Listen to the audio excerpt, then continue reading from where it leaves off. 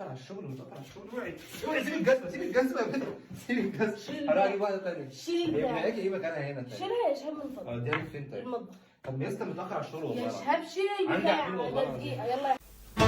قالوا زمان دنيا دنيا غرورة. بعد معركة دامت ل3 أيام متتالية أخيرا قدرت إن أنا أقنع شهاب يشيل كرتونة المية. يا رب صبرني، كل ما أشوف المشهد ده وأنا بعمل مونتاج أموت من الضحك. وده يوم في حياة بنت متجوزة وما عندهاش شغلة ولا مشغلة غير بيت. فلوج يوم 1/12 وفلوج طويل زي ما بتحبوا معدي الدقيقتين. بقالي كذا يوم كده بكروت الشقة اخر كروته بصراحة، فقلت لا خلاص بقى ما بدهاش لازم ارتبها. فشلت السجادتين دول مش بس عشان همسح، لا علشان كمان هنغسلهم بالليل. كنست الأوضة وخرجت على الصالة علشان ألم كل الكركبة اللي فيها. لميت كل حاجة وبعدت كل الأسطح ورجعت كل حاجة لمكانها. وبالنسبة للكفر بتاع الركن ما شلتوش لأنه هو كده كده أنا فرشاه امبارح ونضيف. الترابيزة دي تقيلة جدا بس أنا أرفع 100 كيلو على دراعي، ولكن لو شهاب موجود وهفتح إزازة مية أقول لا مش قادرة لازم أنت اللي تفتحها. لميت شويه الغسيل اللي كانوا هتقولي لي طب ليه بقالك 3 ايام سايبه كرتونه الميه ما شلتيهاش؟ الترابيزه ليها ملكه تقدري تشيليها كده، انما كرتونه الميه ما تقدريش تشيليها بجد، بتبقى تقيله وملهاش ماسكه. وحتى لو بقدر انا خلقت للدلال يا جماعه، ما تدلعوا.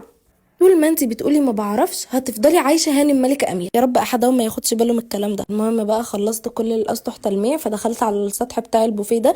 انا بكره الازاز اللي على البوفيه بس هنعمل ايه، ياما حاجات ما بنحبهاش ومجبورين عليها في الدنيا دي، وهو دي عيشتنا وهو ده حالنا.